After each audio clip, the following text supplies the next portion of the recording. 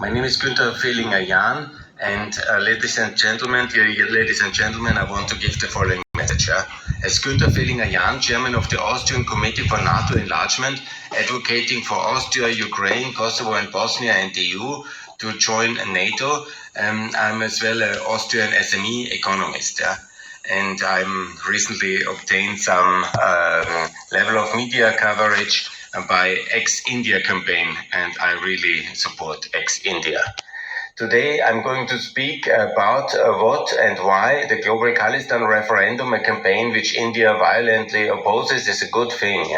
We really need support, global attention for the Khalistan referendum at the end of November 2025 now, in about 3 months. And I endorse this referendum, and it's the best way to achieve peace and ex-India, and also Khalistan then should be part of the free world. I have carefully reviewed the Khalistan referendum question. Should Indian governed Punjab be an independent country? Now, obviously, yes. And the hardened participation of Sikhs in the voting event held across several countries, from the United Kingdom to the United States. That's a good progress. To me, it appears beyond doubt a legitimate political question which seeks the vote of the indigenous people of Indian governed Punjab on a fundamental issue related to her political rights and self-determination. Khalistan referendum is thus a democratic campaign and employs peaceful, non-violent means to resolve a long-standing territorial and sovereignty dispute over the Indian governed Punjab. And I fully endorse this campaign and this way of non-violent resistance and the call for independence of Khalistan. Tragically, Modi, India under Modi, he recently banned my X account, I really don't like him, has responded to this democratic initiative with violence, both at home and abroad. In Punjab, scores of Khalistan referendum supporters have been detained, arrested, and prosecuted for peaceful activities such as merely carrying out voter registration forms. That's very sad, very regretfully.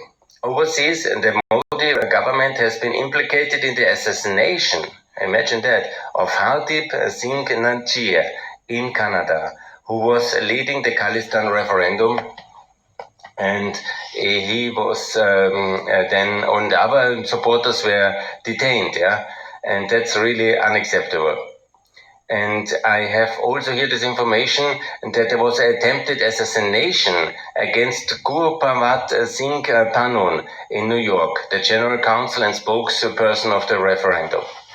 I've studied the Khalistan movement in depth. In the 1980s and 1990s, it was a defensive armed struggle for independence from India, which was violently crushed by the Indian state in a campaign marked by widespread suppression during the Cold Wars and in the 90s.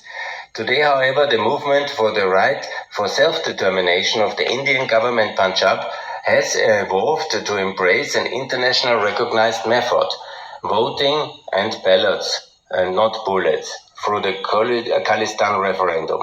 Yet in the response from Modi's Hindutva government remains openly hostile and violent. That's very regrettable. He was also quite violent to me. Shutting down my free speech in India is really a scandal. Holding a vote on the question, should Indian governed Punjab be an independent country, is no crime, but rather an exercise in democracy and self-determination. The Khalistan referendum thus represents a unique opportunity to resolve the enduring territorial and sovereignty disputes between the Sikh people and the Union of India. It deserves appreciation and support from Western democracies, human rights activists, and scholars worldwide.